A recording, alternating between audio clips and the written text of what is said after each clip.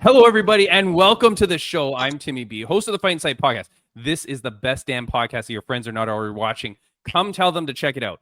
On today's episode, I'm very excited. What we like to do here is give you all sides to a story, right? We're never biased one way or the other. We try to give you all angles of everything. I've been talking about this for a long time. ONE FC, very strange in what's happening in their divisions. And I will say, Bam Bam, they just released, after we talked about it, breaking news. They're scrapping rankings in 3 of their MMA divisions. As I have said before, I think they're just going to dump MMA altogether and just go to MMA and to Muay Thai and kickboxing.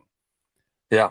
That said, man, on today's episode, we've got 2 fighters, hopefully to take different angles on things. I didn't know how either fighter would speak, but we will see. We speak to the one, Jake Peacock, who's currently in ONE FC, and we speak to Cody Jerome, who recently has been let go from ONE FC, but his career is continuing to skyrocket. And Bam Bam, the best thing in the world is that they are both Canadian, baby. So we know that they're good people. This is my co-host, UFC veteran, legend, and all-around badass, Brian Bam Bam Barberina. Nice. Looking forward to talking to these guys. Timmy B, hit it. Ladies and gentlemen, this is the Fight Insight Podcast. So excited for this guest, Bam Bam. He is English born, but a Canadian resident living out in Calgary, Alberta, Canada. He's a professional Muay Thai fighter. Undefeated in ONE FC. He earned his contract through the Road to One tournament, coming off a 3rd round stoppage now. It was a victory on February 20th. He next competes, as far as I can tell, Bam Bam, at 173 in Tokyo, Japan. This is a huge card. It is going to be on November 16th. He kicks off the main card. This man is an inspiration. One of my favorite fighters, man, to watch on any ONE FC card. This is Jake the One Peacock. What's up, guys? Thanks for having me on. What's up, my man? Yeah, Let's begin by singing the Canadian national anthem. Yeah, I don't know it. I'm British. You came here at 15 years old, my man. That's true. I've been here longer than half my life. So there you go. I'm Canadian. I'm Canadian. For sure. Yeah. Now, first question, man. When Alberta leaves Canada, will you be the new king of Alberta? Hey, I hope we join the US. That's all I know. Really? No, I don't know. There's a lot to that. I love the US. I love the US. The 51st. Yeah. I really do love the US. This son of a bitch is going to beat us to becoming the 51st state. He's going to become 51st. We'll be 52nd. Son of Jake. This interview is now going to go a whole different way, Jake, because you and I are kind of aligned on that. You know, like the whole talk of it and everything being so weird. You're out there in Calgary, Alberta, Canada, the most famous person in Calgary by far, or most famous person in Alberta for sure. What is the sentiment out there? Because out here in Ontario, obviously we see things a little bit differently. What is the people saying about this whole like seceding from Canada thing? You know what? It's hard to tell. There's so much on social media. You just don't know what the general consensus is. You know, you speak to half the people I know, they'll say, oh yeah, let's be the 51st state. And the other half will be like, absolutely no chance. I think there's a lot to it as well. I don't think it's going to happen. And I'm not even necessarily saying I want it to happen, because I think it would involve a lot of things. But it's a cool idea being a US citizen. I like the US. Anything to be closer to your old pal Bam Bam, you know what I mean? Yeah, we got back. Back. That is crazy. Yeah, I couldn't been a believe long time for sure. Yeah. Bam Bam says he taught you everything you know. Is that true? Yes or no? I remember my training session with him to this day. I still do the drill with my guys that we were doing. It was a very memorable experience of mine. And I'll never forget. I almost remember every part of that training session. It was back in 2017. I think it was like spring of 2017, a few months before I opened up my gym. And I popped down to Arizona on a family vacation with my in-laws. And I got hooked up with Eddie Char. Eddie Char was a striking coach at MMA Lab at the time.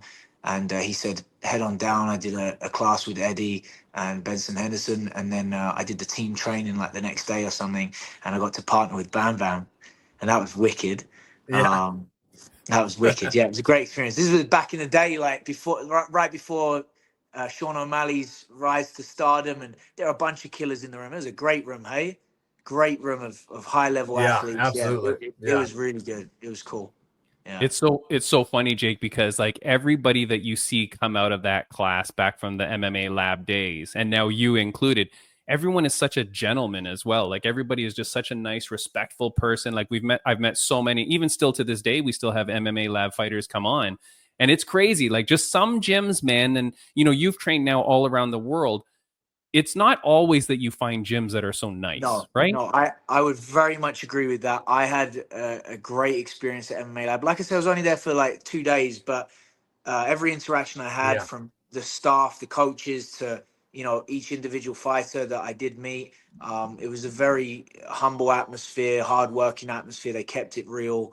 And, you know, I always tell my guys here, like when I go and travel into these different gyms and that, I'm always taking pieces. Like I took pieces from MMA Lab, the kind of ethos, the mentality, and bring it to my gym, right? And that helped me build the gym that I have today, 8 years later, right? We opened a few months after being at MMA Lab. So Yeah. it was cool. It was definitely a cool time. That's amazing, man. And so tell me though, what is the name of your gym, and tell me about it. Yeah, it's Dunamis. Dunamis means like strength, power, and ability in Greek. It's used in the Bible to explain or describe God's power. Um, my dad actually came up with the name of it, and you know, That's awesome. I wasn't even fighting at the time. I had a few amateur fights, an extensive karate background, a few amateur fights, and then I just got into training people. I took a break from fighting and just got into training people. Was really enjoying coaching, and I think I had a unique skill set for it. And maybe with my situation, born with one hand, I understand, you know, people work in different ways in that, and I can help people figure themselves out sometimes. So I knew I had a knack for it. I enjoyed it. I had a passion for it. Decided, why don't I open up a gym? Went for it. Me and my wife just jumped in, and it's been great. It's been the best decision I've ever made. 8 years later, we're doing really well. Is it now? That's Here's amazing. the thing. Is it some shadowy business figure who's running the business? They said, Jake, let's use your name, and then you never have to show up? Or are you actually on site helping people, Jake? I'm here right now. You son of a Yeah. gun. I'm here right now. I'm here right now. I'm there. I'm there multiple times a week. Less than I used to be. I used to be running all the classes 6 days a week, multiple times a day. It's not sustainable, you know, for my own well-being, but also for my career, for my family.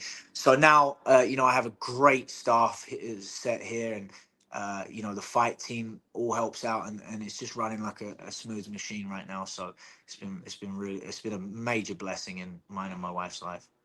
It's absolutely amazing, man. And That's just for amazing. our Canadian, sorry, go ahead, Bam. There's a bit of an Yeah. audio lag sometimes, Jake. I Yeah. apologize. All good. Yeah. I can't remember if your wife fought as well. I know she does hold mitts for you occasionally and things like that. I remember seeing the videos and you know, but I can't remember if she fought as well.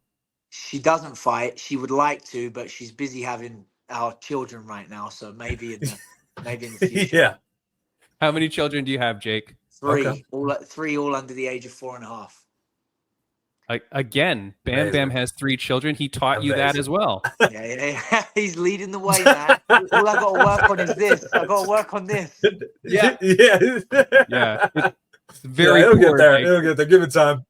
Yeah, the beard, you got to thicken that baby out. Yeah. Look, man. Just give it time. It'll get there. Yeah, for sure. I've been working on mine for about 2 years, and it's only got to this, Jake. So it's really bad. Look, man. Everything that you've gone through in life, like you said, born with one hand. I was reading about how you began in soccer and stuff like that, but then you start getting into the combat sports and now where your career is, you go into the road to one, right? Which is a tough grind, man, but you do it all. You get through all 3 opponents, finish them all. Now you're in ONE FC, finishing your opponents there and making the name for yourself. Did you ever imagine as a young kid in England, in Calgary, Alberta, that this is where you would be? Not specifically. I knew from a young age that I wanted to do something spectacular, something special. I would say this is pretty special. I got the dream job, fighting on the biggest stage that you can fight in Muay Thai. So I feel very blessed. I feel very blessed. And the more, as I've gotten older and the more I progress in the sport, the more belief I have in how far I can take it, right? It's absolutely crazy, man. And you Yeah. say that you've hit the pinnacle. In your opinion, because like I was saying, I train with some guys that have trained with you in Ontario. They all speak so highly of you too, Jake. Like, it's so incredible for us to be able to see one of our own make it to this stage. You know what I mean? And I'm so happy that you haven't given up the Canadian flag. No, it's there. It's there. It's in my back pocket. Do you know what I'm talking about? There's that one FC, the heavyweight guy, who suddenly only said he was Indian. Oh, Arjun Bueller, is it? I don't know. Yeah. I didn't. Arjan Buller. Bam Bam. There's this guy. He was like the heavyweight champion. He was always Canadian Indian, and suddenly the Canadian flag dropped off, and he was only representing India. The guy lived in Canada, born and raised. I'm pretty sure. We're like, you son of a bitch. But Jake's got the Canadian flag. I'll stay true to anybody that's been with me from day one. I stay true. There you go, my man. But look, is 1FC the pinnacle of Muay Thai right now? Like, is that pretty much, if you're a young Muay Thai fighter, and I know so many, we interview so many here, when it's MMA, it's like, okay, you've got everywhere to go. Obviously, UFC is the highlight. But for Muay Thai, I always ask people, I'm like, where do you want to go with this? Like, what is the goal if you stick only to Muay Thai? And is it 1FC? Oh, without a doubt. Without a doubt. I would argue Muay Thai and kickboxing, without a doubt. You don't get paid. You don't get paid outside of one championship. The level of competition outside of one championship, isn't as good. It's the pinnacle for Muay Thai for sure, and kickboxing. Nice. And so you're fighting next, like I said, that was my thought process. Yeah, at 173, which is the Tokyo card, which is the big card, dude. That card is stacked. And as far as I can tell, you're opening up the main card. How great! That's news to me. I didn't know that. That's news to me. Oh, hey, if it's anything different, you call Shatri and say Timmy B from Fight Insight said that I'm opening the main card. So that's where did you see that? Yeah. Where'd you see it? I don't know. Well, don't make me guess. I think it was like on Tapology or something like that, which is 99% wrong. But I swear I saw it, and it had the main card, and there was you come first. Across it again, send it to me. I will. That way you can post it and go, hey, main card, let's do this. Because all I know is there's supposed to be like it's supposed to be a really big card, like way more fights to be announced. It's already stacked, man. It's already got like big fights. It's got the Anatoly Malikin is fighting back for his heavyweight championship. They added Itsuki Harada, who just came off her win. They've booked her now for Japan because she's Japanese and she's a big global superstar. What's the big Muay Thai fight at the top of the card? Well, Superbon and Nori in kickboxing. Then there's Rod Tang and Nong O, Takuru and Dennis. Yuki Yoza and Super Leg. It's ridiculous. Dude, it's crazy. Ridiculous. Wow. Yeah. And I will say, you deserve it for sure. You deserve the spot. Like, I mean, you go out there, you put out these finishes, but man, you are a showman for sure. You definitely go out there, have your own swagger too, and get the fans riled up, get everybody riled up, especially in the moment you're dropping these guys, they're getting up for a count, dropping them, getting the finish. I mean, and then from there on, you got your showmanship afterwards. It's definitely entertaining watching you fight. Oh, I appreciate that. And, it's the entertainment business at the end of the day. And, we're fighters deep down. But it is the entertainment business. And I feel like I was born to entertain. And I like to put on a show for everyone supporting me for sure. It's absolutely insane, man. Now tell me, because here's the thing, like I want to get into it. I also want to get into Fighting Prime as well. But before we get there with 1FC, you hear a lot of nonsense. You hear a lot of disgruntled employees and things like that. You're new into the career. You're moving along well, regardless of what other people say, and you're speaking highly of it now. What is your take on it all? Hey, one's been great to me. I've had nothing but great interactions, great cooperation. They've been great with me, very hospitable. Even, people that I've spoken to current athletes, staff. I don't know, like to me, I see it as very good. It's been great.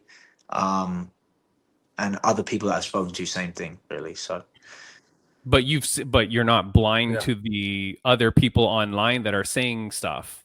I've Like- seen certain things. I've seen certain things out there. Yeah. But yeah, you never know until you Do speak you- to the person face to face and understand the ins and outs, right? Yeah. Do you feel like it's more of an MMA thing rather than a Muay Thai kickboxing thing? Yeah, I don't even know. Like, I'm not seeing any of that stuff.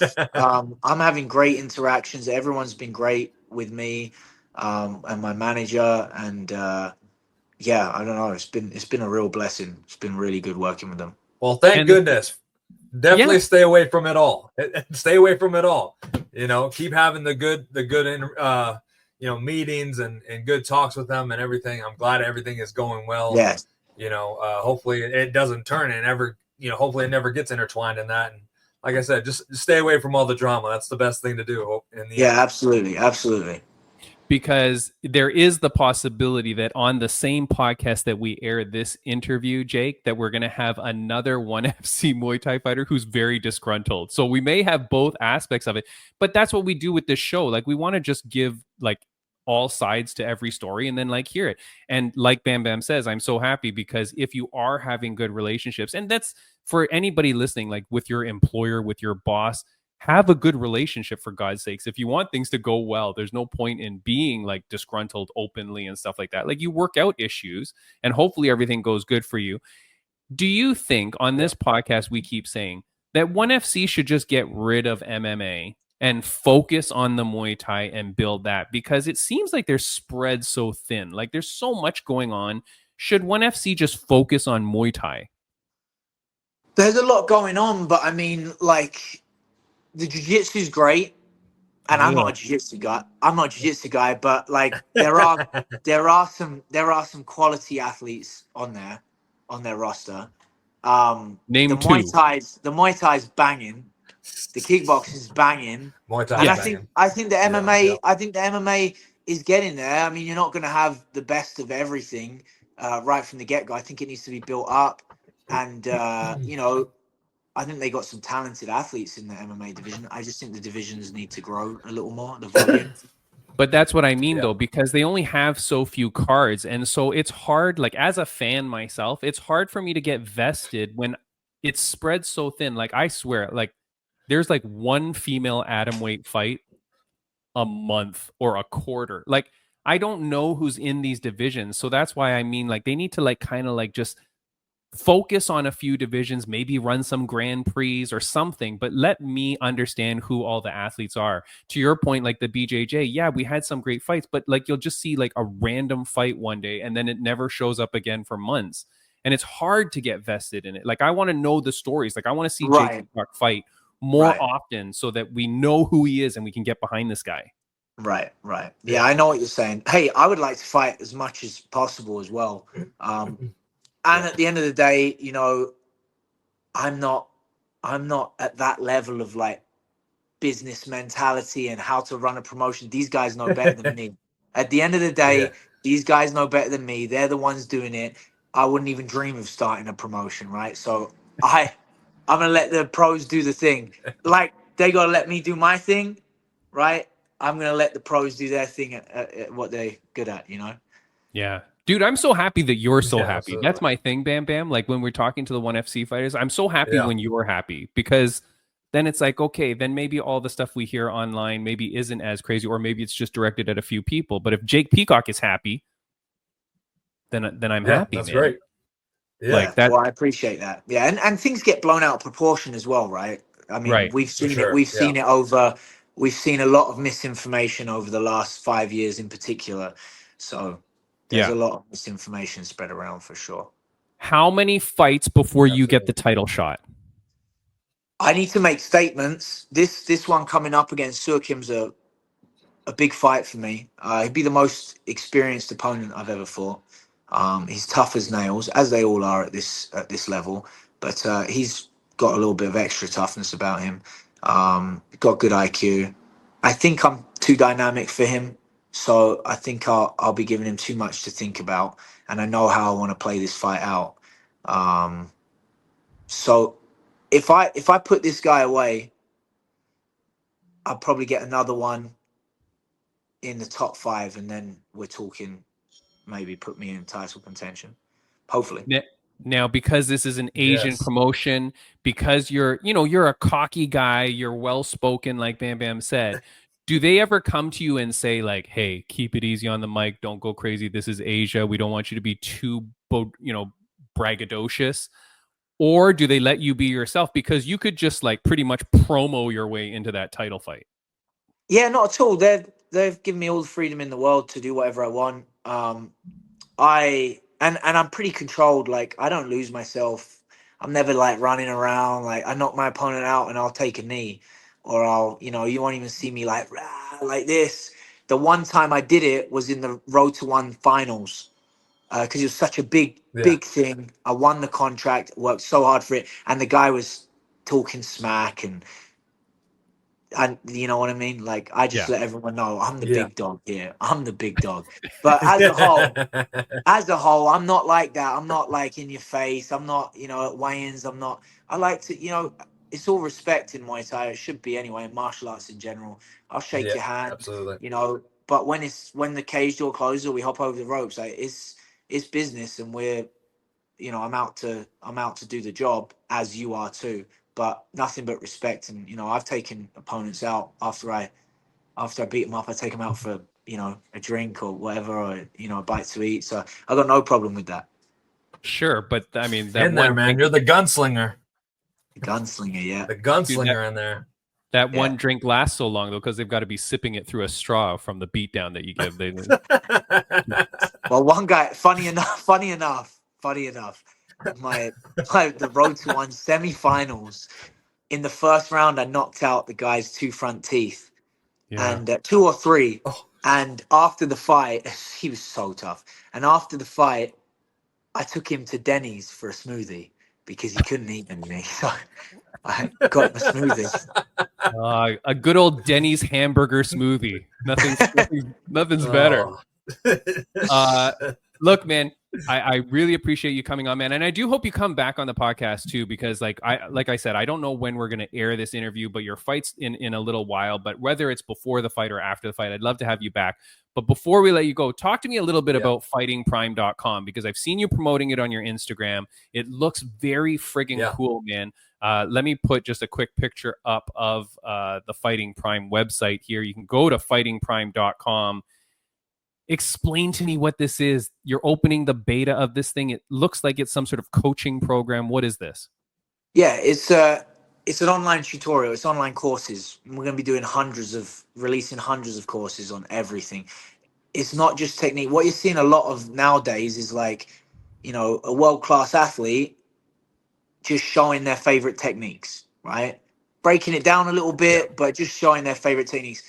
We go into like philosophy of fighting, mentality of fighting, every individual strike broken down, like in depth.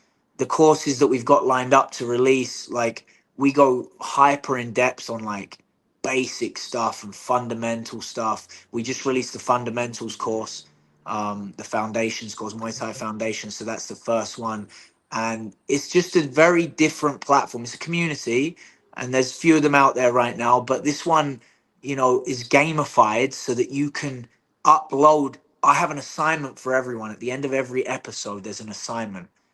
If, for example, send in 3 minutes of you shadowboxing, working on the drill, right? You send in your assignment, and then it gets marked as, done, completed, well enough, and you get an X amount of points. And then you're on a leaderboard, right? And then, there's a championship belt at the top of the leaderboard. So hopefully this thing grows to hundreds of people worldwide, thousands of people worldwide. And you got like a worldwide leaderboard, and it's interactive, and, there's going to be forums on it where you can chat and talk about techniques and have direct access to myself and other coaches we're going to bring on as well. So other world-class athletes and coaches. But it's exactly, man. 100%. When the thing starts making money, I'd like to fly people in and have them stay with me for a week. We do some filming, and get everyone's kind of twist on things. It's gonna be like the Netflix of combat sports for sure. So explain it to me though, because like obviously I'm training at my gym here in Markham, Ontario. I'm not leaving my gym and only on Fighting Prime. This is to supplement my training in my gym. Yeah, absolutely. Supplement training in your gym, another twist and take on things. I have a very unique fighting style, so kind of using that to add to your toolkit. And like I said, we break down fundamentals as well. So I don't think you can spend enough time on fundamentals and foundations. So things like that, right? Yeah. What happens when my Is this coach? something that you made? So I'm There's working with definitely a delay. I'm working with a really good tech guy, videographer. Sam is his name. He's a friend of mine.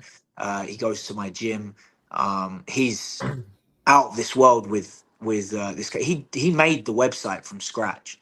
Made the website from scratch. He does all my videos, editing. I mean, if you've seen some of my like reels recently of like the Yeah. spinning kick breakdown, all of these things, he does all of it, and he's got an incredible mind, really high level. So he's doing the tech side of things, the website side of things, and I'm doing the videography. Oh, sorry, I'm doing the videos, the technique breakdowns, connecting with yourself, Bam Bam, in the future here, other coaches and fighters as well.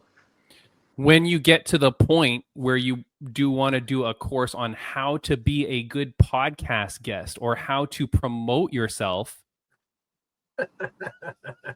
Timmy B, 100%. baby. Hey, we're looking to go in all directions, combat sports related. So honestly, don't- all directions. Don't you dare is this forget. membership based or like a monthly or It's per a course or subscription. Yeah, it's a subscription. It's like I have to check the subscription. I think it's like $20 or $30 a month. No, I don't. Depending on what plan you get. I don't even think so. Okay. Like I saw one of the plans, I thought it was 120 for the year if you pay the yearly fee. If it was, but that was the lower tier one. But still, man, like for those listening, this really good, is an option, and you should think about this because to be able to get added instruction from Jake Peacock to be on board with something new and cool, frick, man, like just skip your one Starbucks coffee a week and you're gonna That's pay what for I'm this. saying, man. I mean, the bang for your buck is actually ridiculous. And like the level, the video quality, I'm telling you as a fact, there is no video quality like these. Like the editing is just phenomenal. And then I would agree that I mean, I've got to have an intelligent combat sports mind when I'm doing the whole thing with one hand. You gotta like take a step back and look and be like, he's got to have some kind of something going on. He's got a brain on him, right? Yeah. So like, there's gonna be is very good instruction. It's good videos. It's great bang for your buck. Dude, I'm so happy for you, man, and I'm very interested in it. I can't wait to keep following it along. I got to get back into my training, man. Now, because I put my membership on hold during the summer just because of whatever, but when I go back to the gym, if I'm a part of Fighting Prime and my coach goes, okay, you're going to do this combo like this, you're going to throw this shovel hook like this. If I say to him, no, that's terrible, I'm doing it the way Jake Peacock taught me. What's the liability on you when I get in trouble for that? Hey, anything to spread the word, baby. Anything. I'm just kidding. There you go. when I start knocking people out with Jake Peacock's technique, and they ask me, I go, hey, go to fightingprime.com. I don't know what to tell you. Good advertisement. Good advertisement. You deserve royalties. There you go. Last question I want to ask you before we let you go. Last question I want to ask you. It's a question that we ask all our guests. It's a question that my mom used to ask me almost every day of my life growing up. So I want to ask it to you. Jake, the one Peacock, on a scale of 1 to 10, how happy are you? Oh, man. I'd say a 9 or a 10. 9 or a 10. The only reason I say 9 is because I could be more, my relationship with God could be better always. It could never be better. Like you could never have a perfect relationship and that would transpire to everything in my life, making everything perfect, right? But hey, I'm so happy. I'm happy with my life, my family, my gym, everything. So I'm happy for you, man. We run into lots of people that are very spiritual, of course, in the fight community as well. Like many people are spiritual. What is a way, if you can give one parting word of wisdom, what's a way that you would tell people that they could improve their relationship with God? You got to surrender yourself to God. You got to surrender yourself to God. You can't hold on to, control, and you got to recognize who God is, and that you don't have control of anything in this life. Surrender everything to Him, and trust in Jesus for sure. My man, Jake Peacock. Love it. Great message. Absolute honor to meet you, my friend. Thank you so much for spending the time. I'm great very excited catching to up watch with you. your fight. 173 in Tokyo, Japan. Dude, have an amazing time. Bring me back a Pikachu. And kick ass out there, man. Do all the great things. Keep inspiring others. Keep spreading the word, man. Good luck with the fighting. Prime. We'll keep promoting this on the podcast as well. Yeah, thanks. Thank you so much. Thanks. Yeah, absolutely. And hey, It's been Bam great Bam, having you. Great catching I'll always up. remember our training session, man. Always. Awesome. Thank you. It was great training with you. Great catching up with you. And all the best, man. I'm excited to watch you fight coming up. Cheers, brother. Go kick ass, my friend. We'll see you soon. All right, see you guys. All right, Bam Bam. Look, that is our interview with Jake the One Peacock, a good guy, a guy that you've trained with. He's a Canadian. And that interview went differently than I had thought. I didn't know how positive and just loving he would be. He's such a good guy. And I couldn't really dig at him on questions. You know what I mean? Yeah. Now, we recorded that interview a few weeks ago, and I've been waiting for someone to counterbalance him, possibly.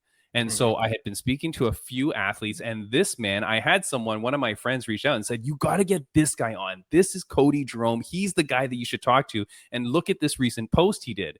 So he posted about being released from ONE FC, and I reached out to him, and he was so gracious to say that he'd come on. So I'm very excited to talk to him. I'm going to give him some hard questions, Bam Bam, as we like to do. Look, this man, he's a Canadian Muay Thai fighter out of Lethbridge, Alberta, Canada, who next competes at the Muay Thai World Cup on October 18th for the vacant WBC International Middleweight title.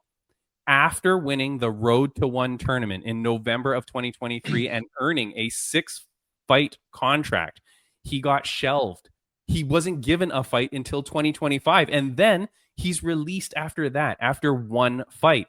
Now, this man is a Canadian and therefore a very polite gentleman, of course, but I need him to get real here. So let's introduce, ladies and gentlemen, please welcome Cody Jerome.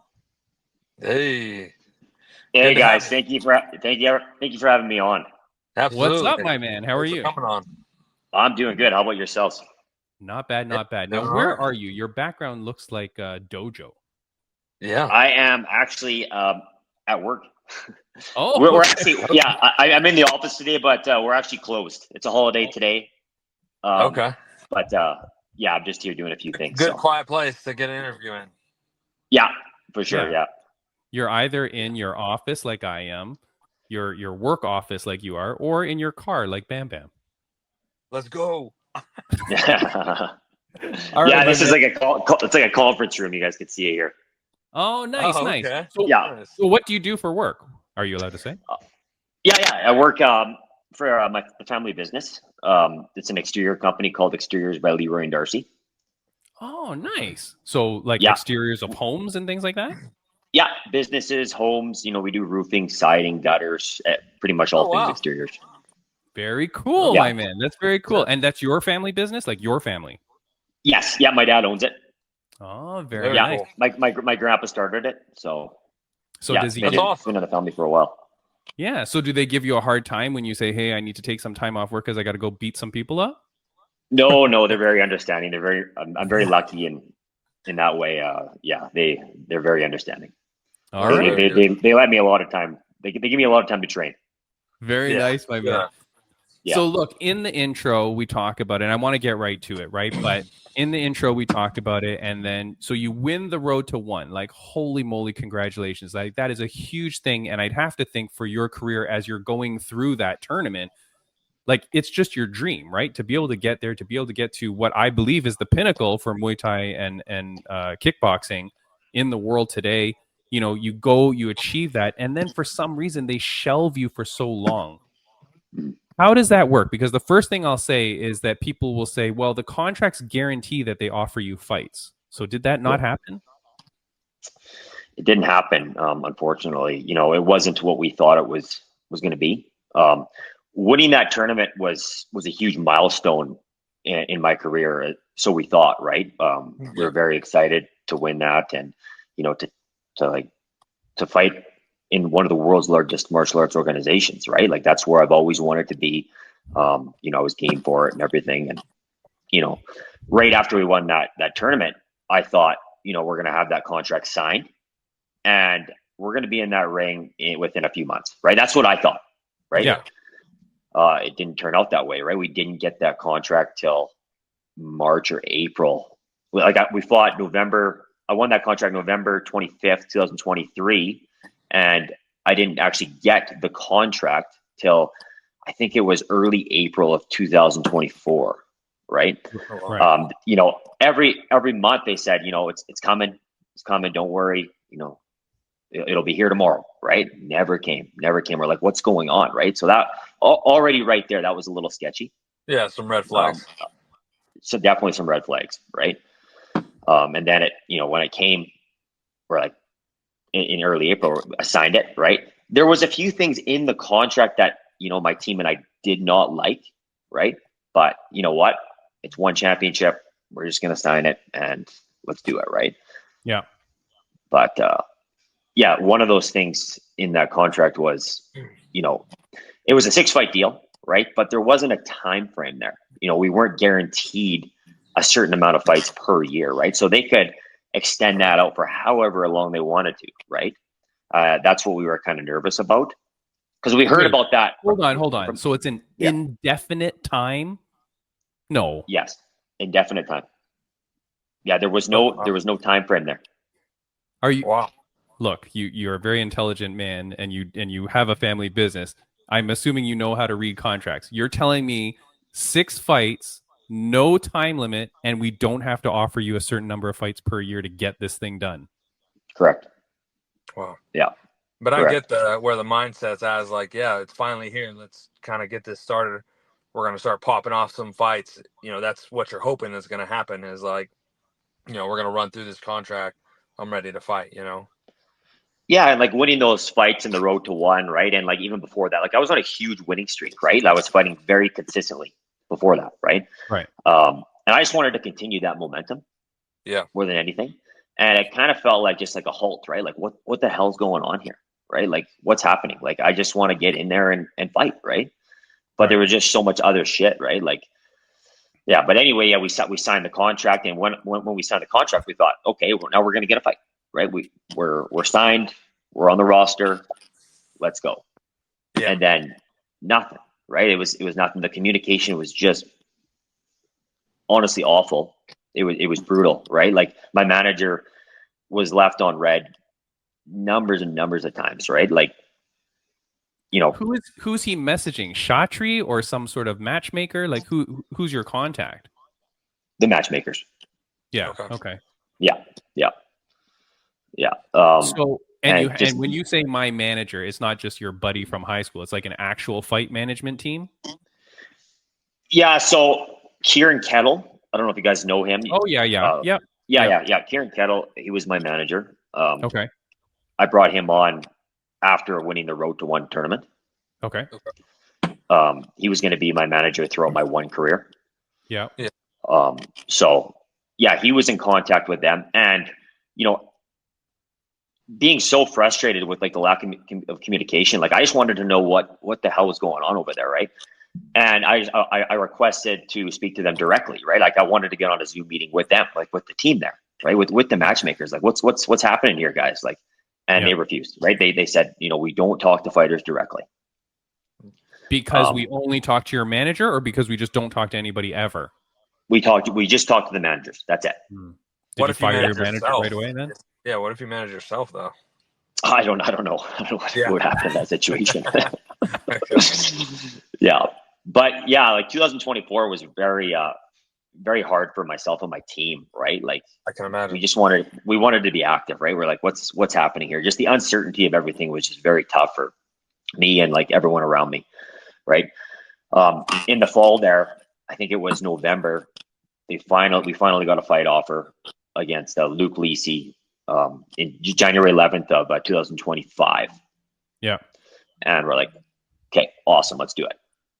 Yeah. Well, okay. And, To be fair, what are you gonna do at that point? They could have offered you Francis Ngannou, and you'd go like, "Yeah, fine, just take the fight." Like you've iced me for over a year.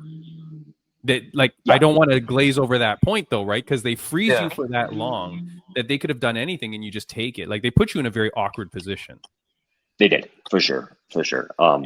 Yeah, like I would honestly, I would have fought anyone, right? It didn't matter. I just wanted to get in there and do it, right? And just get paid, right? We were promised like this big contract, all this money, right? Like, hey, let's and to be clear, and I appreciate you allowing me to chip in every now and then. Yeah. You're not getting paid during this time. nothing. Yeah. No, Thank goodness you have like a job outside of fighting, and absolutely, yeah. like what imagine what kind of spot you've been in if you didn't. Like even worse, waiting on the contract, waiting on the fights. Like you said, I know a number of fighters, who 100% rely on the money coming in from their fights and staying active and fighting to be able to support themselves. So yeah, thank goodness you had that, a job to lean on. But geez, what a situation. Terrible. Yeah, for sure. I'm very thankful for like the situation I'm in, right? Like I have this job, Yeah. I'm okay, right? I'm okay. Like I got a good family around me and stuff.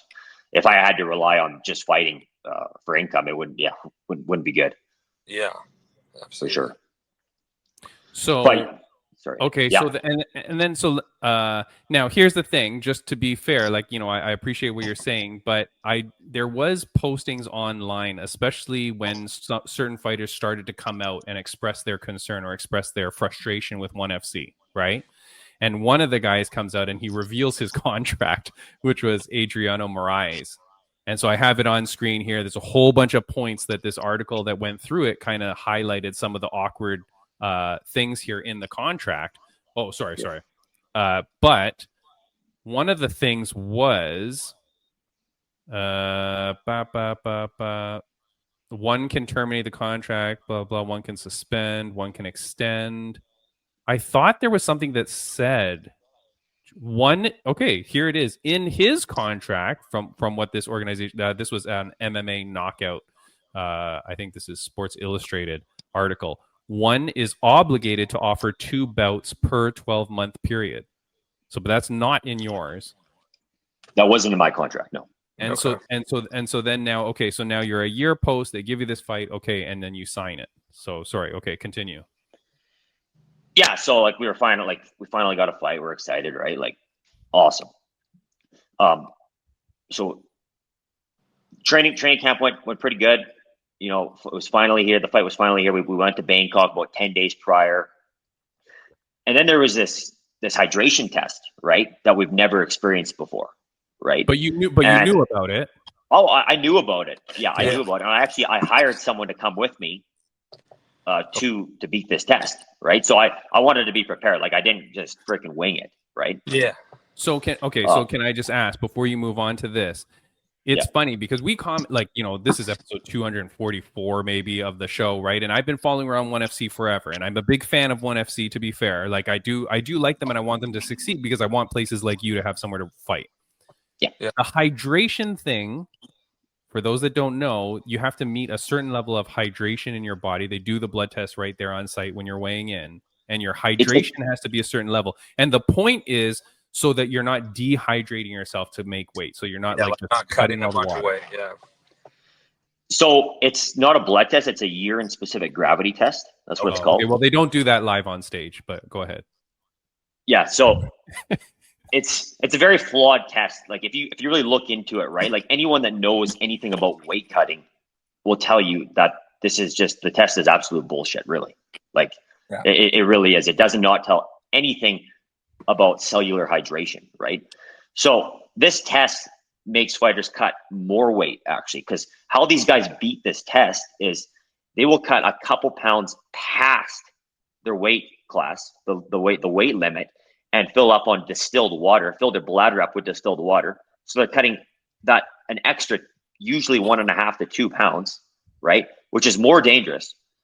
Filling up on distilled water and then, peeing, right? Having their bladder full and then passing this test, right? But really they're not hydrated at all, right? They're even more dehydrated. I thought, right? but I thought the hydration. Okay, but the hydration test is when they take your pee, they're testing it for a certain amount of water in your pee. Like, they're not just testing to see if you can pee, right? I apologize. No. There's like a little. They used to do this for even like when I would get tested by USADA and stuff like that. They would still test your pee. It's like a little.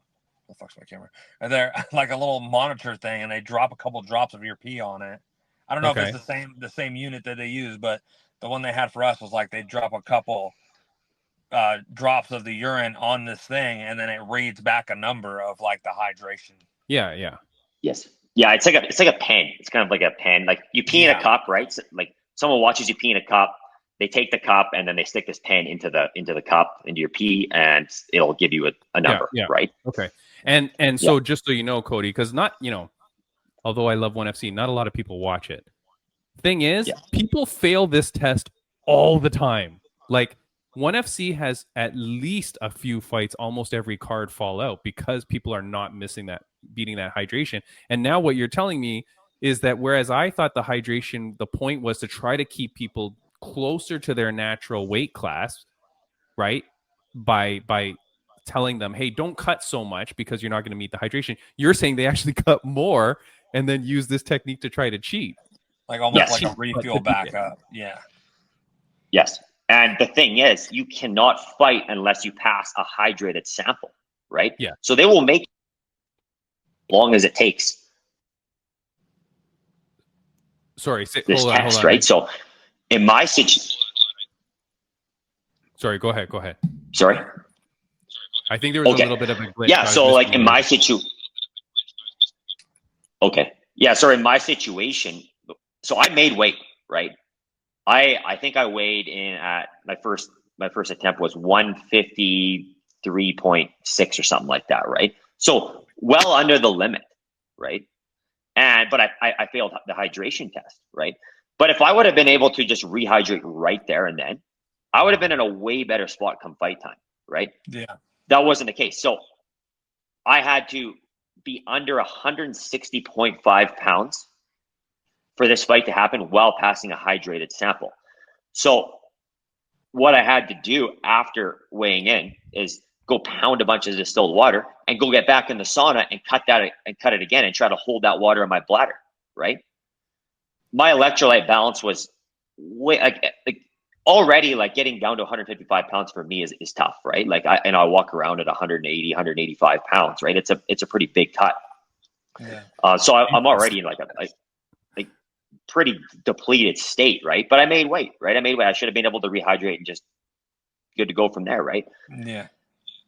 But after I weighed in, nope, didn't pass the hydration test. You got to go and pass this test, right? So yeah, I had to go back in the sauna, pound a bunch of distilled water, threw my electrolyte balance way off. My coaches, they wanted to pull me from the fight, right? Like I didn't let them. Looking back now, I should have, right? I was no way, shape, or form to fight in less than in 24 hours, right? No way I was able. I wouldn't. I knew I wouldn't have been able to go in there at 100%, right? And my coaches knew that too. But I flew all the way to Bangkok from Canada, right? I'm gonna fight, right? Frick, yeah. Mm-hmm. So yeah, I ended up passing the hydration test after 5 or 6 attempts, right? And I had to stay up till 3 o'clock in the morning to do it. Wait, hold on. How many times are you allowed to keep weighing in? As much as it takes. Yeah, so you can just keep peeing, right? Like if you can, right? You can just pee in a cup. But you have but you have to remake the weight again every time. Yeah. So yeah, you have to. So if you drink water, I drank all the distilled water that they gave me, right? Yeah. Went over 160.5 pounds, right? Yeah.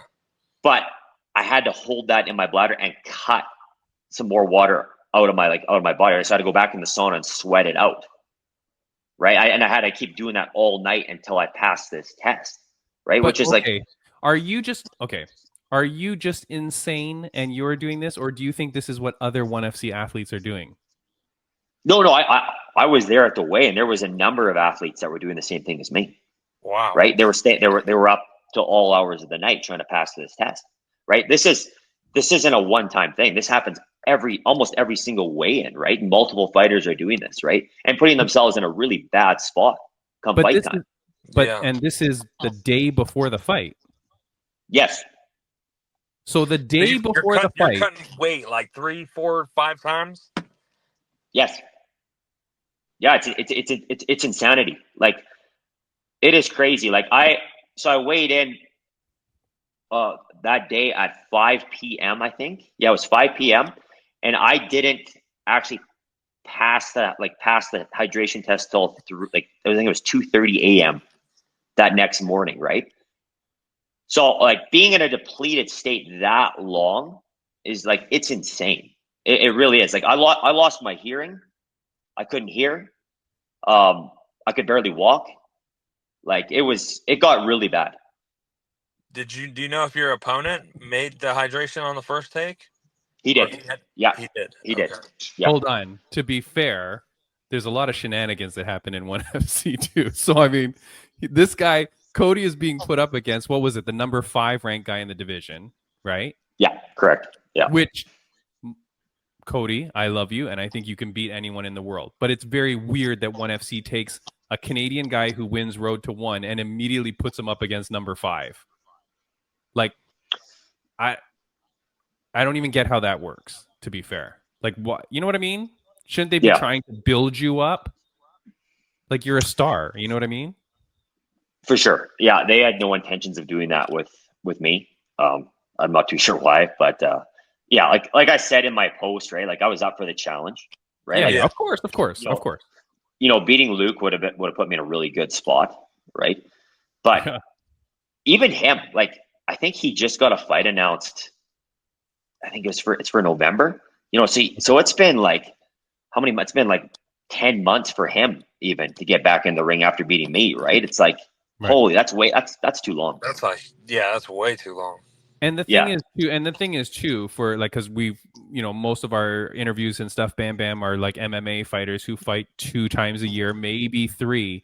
But for Muay Thai fighters, what is your preferred frequency of fighting, Cody? Like, how many times would you fight in a year? I would like at this level.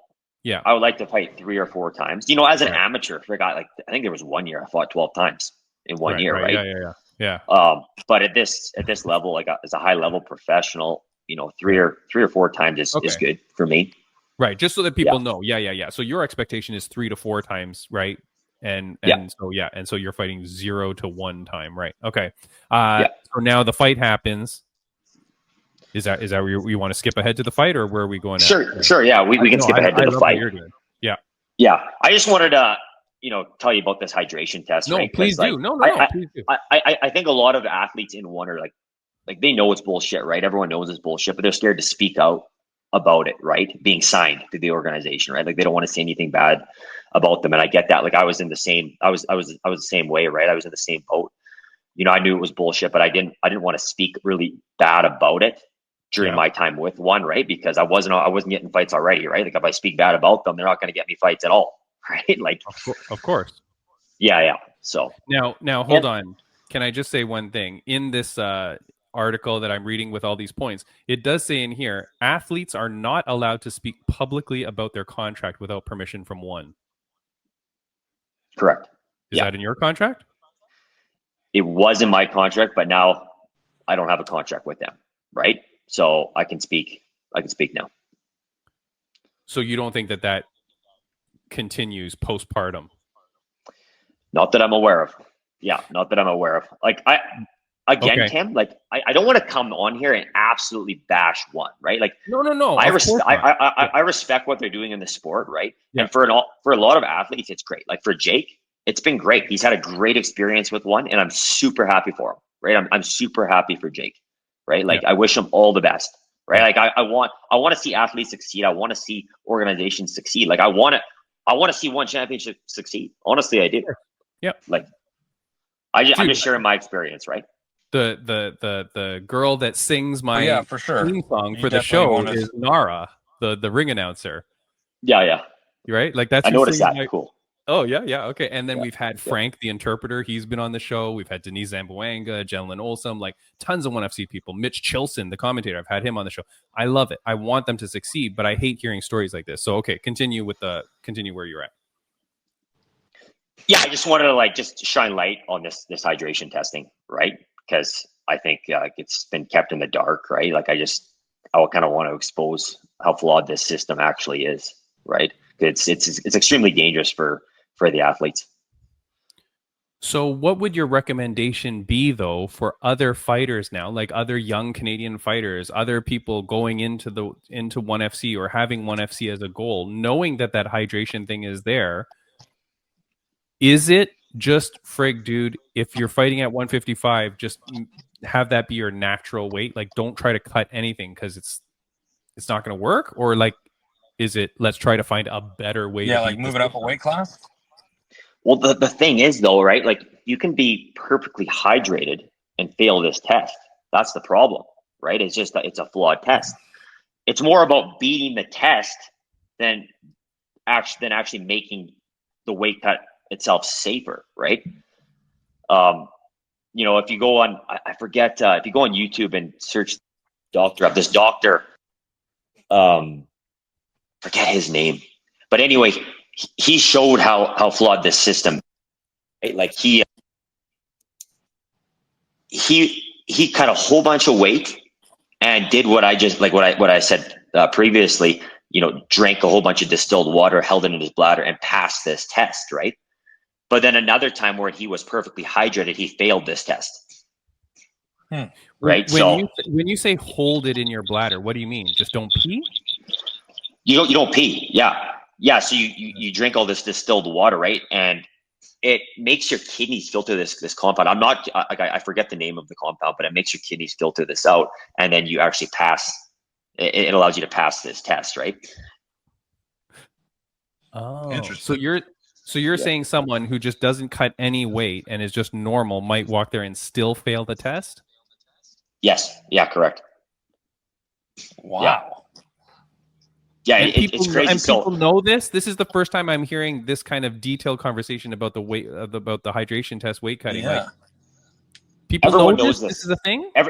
Everyone in weight cutting knows this. All the top guys in the weight cutting industry know this. So why has nobody fixed it?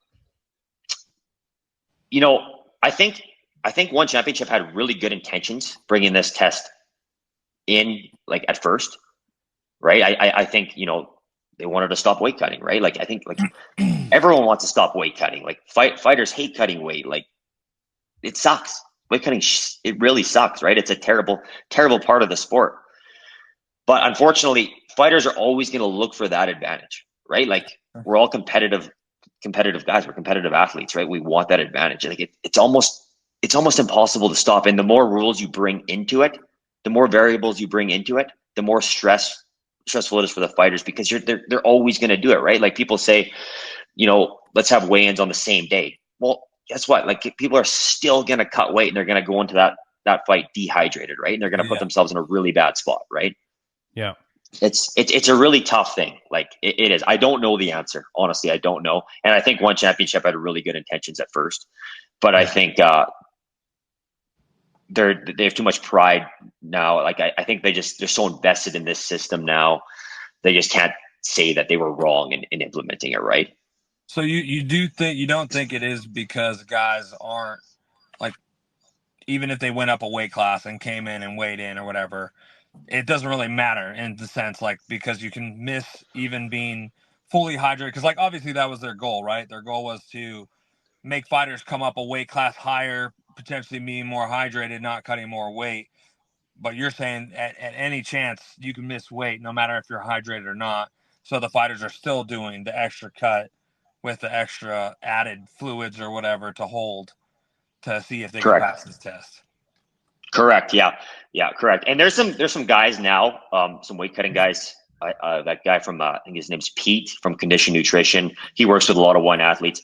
He seems like he's got this test dialed now, right? He knows how to get his athletes to beat this test pretty much every time, right? I don't even know if he's had one or two fails, but and when you say, just to clarify, when you're saying beat the test instead of pass the test, why do you use that word? Because it's more about beating the test, right? It's not about passing it. You're not actually showing that you're hydrated, right? Like I said before, right? It's just I see. Find the edge either way, right? They're gonna. I see. So the term hydration test is a bit of a fallacy. Like it's not really measuring your hydration. It's just measuring this thing, and you just have to beat that score. Yes, yeah. And if they actually really wanted to do a hydration test, they could do blood work there, right? I think that's a little bit more of an accurate way to assess cellular hydration. Yeah. But who wants to get their blood taken? Yeah, nobody. At a weigh-in, right? Yeah, exactly. Yeah. But it is funny though, because when I watch the weigh-ins a lot, which is just this, it's a very, like, if you watch the actual weigh-ins for 1FC, it's live on YouTube, and it's really just a few guys at a table, and then they just wait for people to show up, and sometimes there's like 20 minutes where you're just watching nothing happen. But they always give the guy like a little vial. I always assumed it was blood. I had no idea it was their pee they were handing the guy. Yeah, it's their pee. Yeah, it's honestly crazy. Like I heard about like how dramatic the one weigh-ins were prior to going there and seeing them in person. But like when I seen the weigh-ins in person, at first I was like, oh my goodness, this is a disaster. Like I can't believe like this is going on right now. Like why are like these athletes are looking like zombies at 1 o'clock in the morning trying to pass this stupid pee test. It's like, what the hell is happening here? Like this is not safer. This is crazy, right? So something has to be done, right? Something has to be done. Yeah, like they have to scrap this test, right? They have to, and they're just going to keep on. Like how many world champions in one have lost their belt on the scale, right? It's like, I don't know the number, but it's a pretty large percentage. It's a lot, man. It's a lot. I mean, here's the thing too. Okay, so I do want to move on though. So are you okay for time? Because we're good. I told you this was gonna be 6 hours. So you do your fight. So can we get to the point though where like as this is all happening, I feel like while this is happening, like after you win the road to one, after you get signed, this is around the time when there's a lot of public outcry from athletes saying, I want to be released by one. I don't like one. And there's a lot of fighters coming out around that time. Yeah. You're still there, good intentions, you feel everything is good. Okay, so you do this fight, it doesn't go your way, and then what happens between then and your release? So right after the fight, I told them what went on. Like I had a terrible weight cut. And like one thing too I want to say is I don't want to take anything away from Luke. Right? Like Luke went in there and did his job. He beat me, right? Like it's easy for me to say, oh, it was 100% the test. It was 100% the weigh-in, right? Like that's easy for me to say, right? Like I do think like that was a large percentage of it, right? Like I definitely did not go in there at 100%. Like I probably had no business being in there, but you can't take anything away from Luke, right? He went in there and did his job. He had a good performance. Yeah. But anyway, after the fight, we asked to get back in there within a few months, right? Like, well, I'll weight class then, or I'll hire someone else to help me beat this test, right? I was thinking about hiring Pete from Condition Nutrition because he seems like he knows what he's doing. And they were like, so I told them that I was like, yeah, we want back in there right away.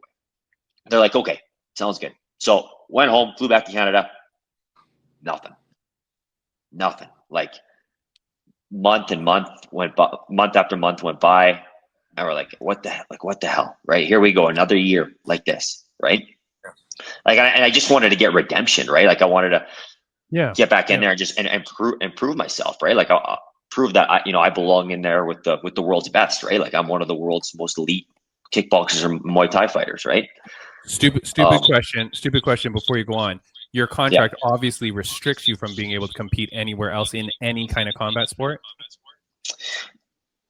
I would have to ask for their permission. Yes, it does restrict me, but if I got their permission, they would let they would let me fight somewhere else. But I wouldn't be able to fight like on an organization like Glory or Rise or K1 or any of their competitors. Yeah, right. I wasn't allowed to fight on any of them. You just be able to fight in my backyard league that I'm running. Pretty much, yeah, yeah, pretty much. I pay you in Skittles, by the way, so it's not going to be very lucrative.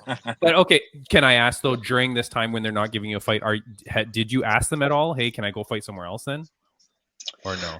Because you're still. We were just hoping, right?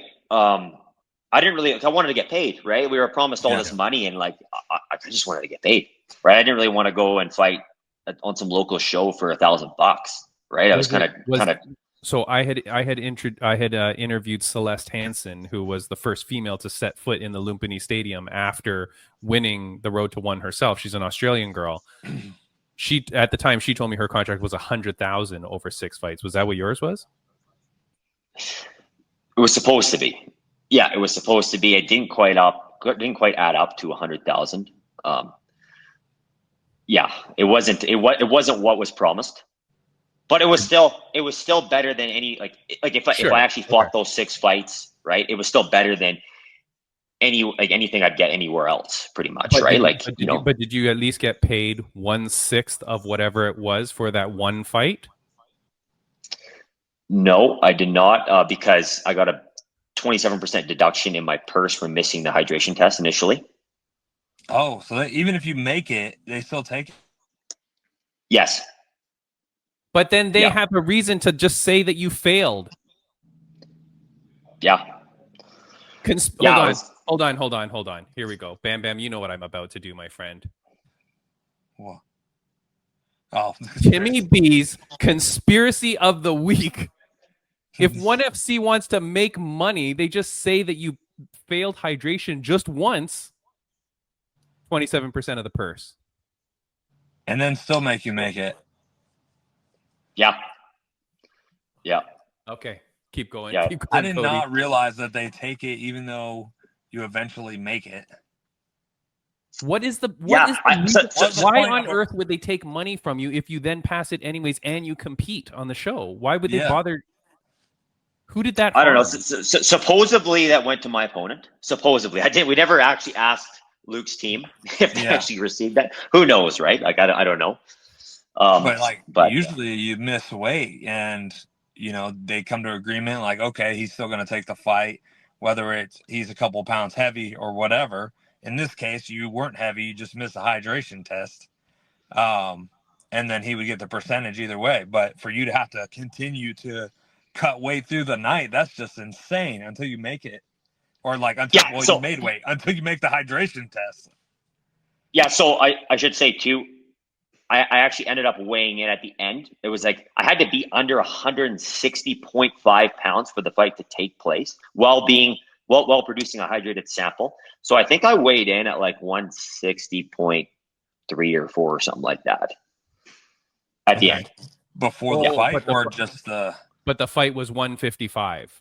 The fight was originally scheduled to be 155. Yes. Right. But okay. But they give you a little bit of allowance to still make weight, so you don't have to make 155 later. Yes. Okay. Yeah. Yeah. But the fact that you still have to make it is crazy. Okay. So here you are. You're waiting for a fight. You're waiting for a call. Waiting for a call. Yes. And nothing came.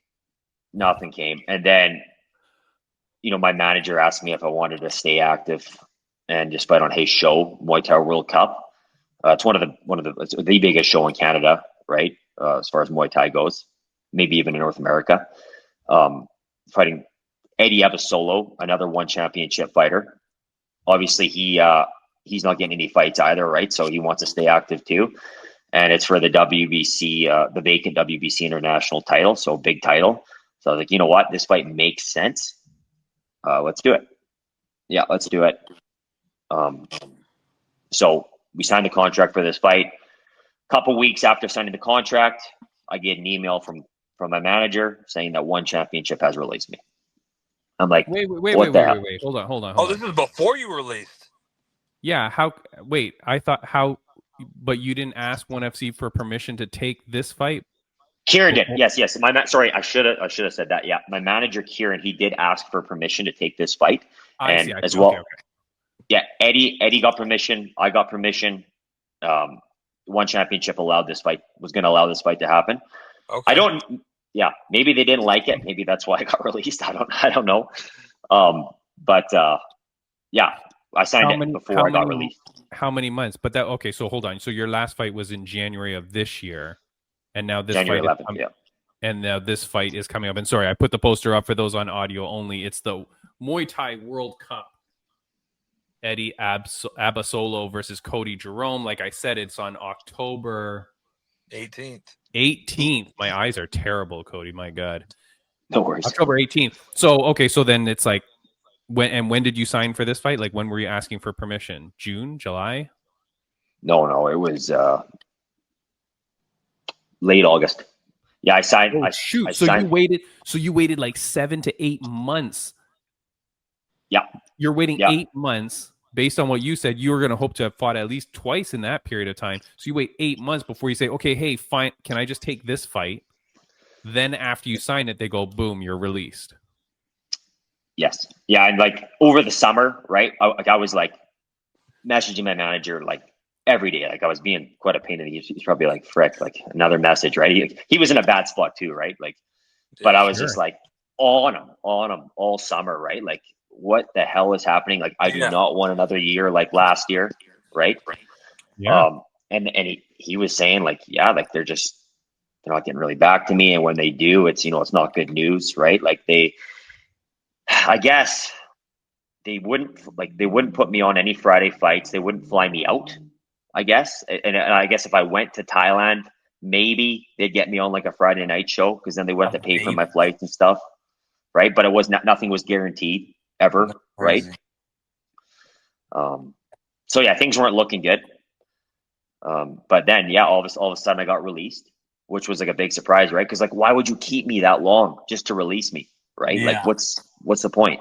So you didn't even ask for release? I didn't ask for release because honestly, we're like, in us kickboxers and Muay Thai fighters, like we have it a little tougher than MMA fighters, because like, where do you go, right? Like, really, where do you go to get like that kind of exposure? And that pay, right? If you actually get to fight, where do you go? There's not very many places to go, unfortunately, right? So you're kind of stuck. One championship kind of holds all the cards, right? Unfortunately, yeah. Well, and that's the thing, right? Being a monopoly or being a monopsony, however you want to call it, similar to UFC, right? But in reality, I feel like ONE FC is even bigger in terms of having the monopoly when it comes to kickboxing and Muay Thai, because whereas at least UFC has other organizations around the world, like really aside from Glory, which I haven't seen Glory in forever, man. It is really hard to see Muay Thai and kickboxing fights anywhere else aside from that one. Look, man, I appreciate all this time you're spending with me. I do want to ask though, I got so many questions, but what would you suggest for Muay Thai fighters? And I mean, like, you've outlined the problem of the hydration, which any young kid now gets the contract for one, he's going to have to go and deal with that. So, but like you said, this is the only place. I mean, and people are upset. People are expecting their release from ONE FC. I can understand why, based on what you're saying. What is your advice then to fighters? Is to just start figuring out the hydration test now? Get with those organizations, like you said, now? Like, don't risk that first fight? It's tough, Tim. It's tough. I would say, unfortunately, like I don't want to say this, but I would say for young kickboxers and Muay Thai fighters, go to MMA, go to boxing.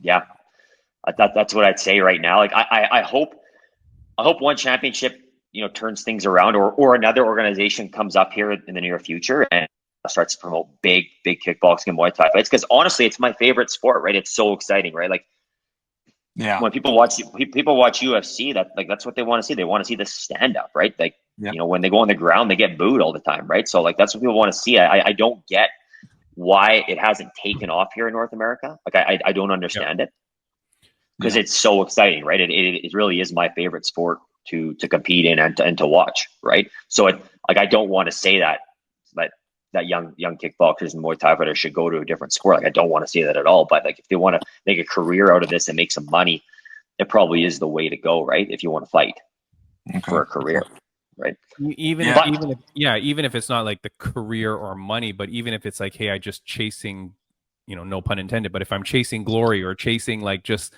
the fame of it, like it's a tough place to go. Like this could happen to you. You know what I mean? The fighters that are asking for their release, the fighters that are angry, have any of them reached out to you after this happened to you to figure out, hey, how did you get released or anything like that? No fighters in particular reached out to me. But a lot of podcasts and stuff have reached out, and I was debating whether I should come on here and talk about this, right? Because like I want to be professional, right? I don't want to come on here and bash one championship, right? Because like I said before, I wish them well, right? I wish them well. I'm just sharing my experience, and there is other fighters like Jake, right? And guys like Nico Carrillo and stuff like that. Like, they seem like they're having a really good career with one, right? Like one's treating them really well, and good on them, right? That's awesome. Yeah, right? It's just crappy that the way it worked out for you, right? It's like you didn't get the chance to be able to have the career with one. Yes, just strung you out in a sense more than kept you active, like they are, with them. And what's the reasoning? Only they know, right? But to be fair, I don't know anybody that they're really keeping active. Like a lot of fighters, Cody, seem to fight once and then you really don't see them again for quite a long time. Like, I try to follow as much as I can. I watch Friday Night Fights a lot, because Celeste Hansen was on there. A couple of my other friends have fought on that show. So I try to watch and I try to support them. But it's really hard, man. There's not a lot of rankings. Like I said in the intro of the show too, ONE FC, they just reported that they were scrapping the rankings in 3 of their MMA divisions. It's really hard to even understand who's ranked in some of these things because you'll see someone fight and then you won't see them for a long time. There's like maybe a handful or a couple handfuls of people that you see fight on a semi-regular, but not enough that I get to understand who the people are or the rankings. Yeah.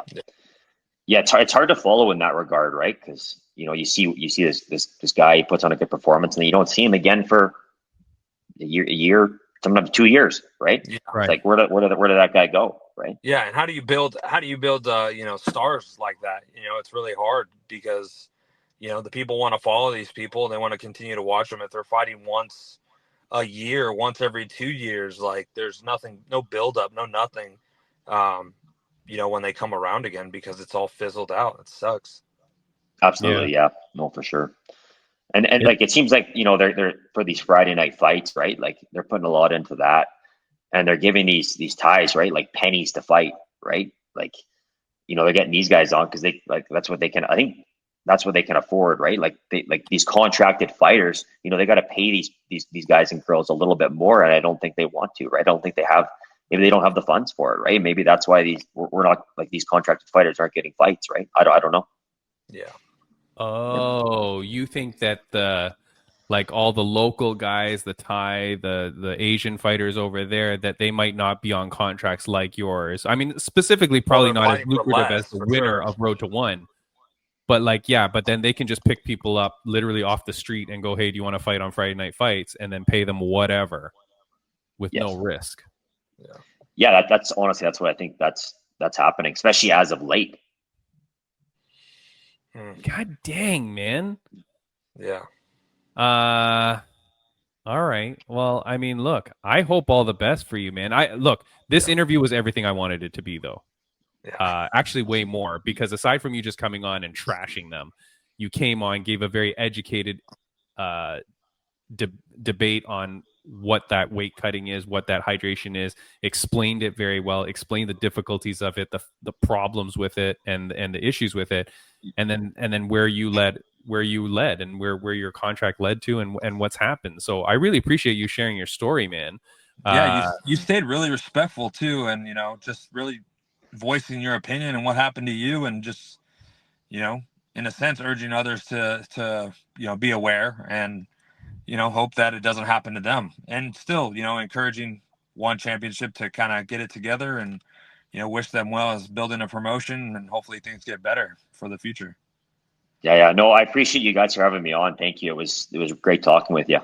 Yeah, and just to be careful, right? Like I think like it's important for young athletes, like you said, Cody, like for young athletes just to be careful where you go, think about what you're going to do, and then maybe listen to some of these stories, which tell them to go to the Fight and Sight podcast and listen to your story, Cody, because I have literally never heard this before about the hydration test. And I do a lot of stupid, useless research. Like I look into things like crazy, and I've never heard this explained like the way you're explaining it.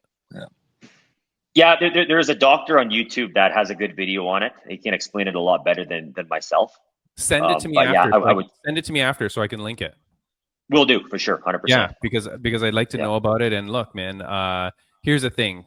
Congratulations to you on winning the Road to One. Anyways, dude, it is freaking. It's an achievement that not many have. I do want to highlight, when you look at Cody, 10-2 record, professional kickboxer, Muay Thai. Road to One tournament champion, WBC Canadian champion, MTWC Sutina tournament champion, Fight Night K1 champ. The accolades go on and on, my man. And now you can add on to your Instagram, one-time Fight and Sight podcast guest. Sounds good. Edit it now. Call the manager. Edit it. Put it at the top. Yeah. Cody, one last question I'm going to ask you, my man, before we let you go. On a scale of 1 to 10, my mom used to ask me this question every day of my life growing up. On a scale of 1 to 10, Cody Jerome, how happy are you? I'm happy that I got a fight now. Yeah, I'm 10 right now currently. Yeah. Very nice.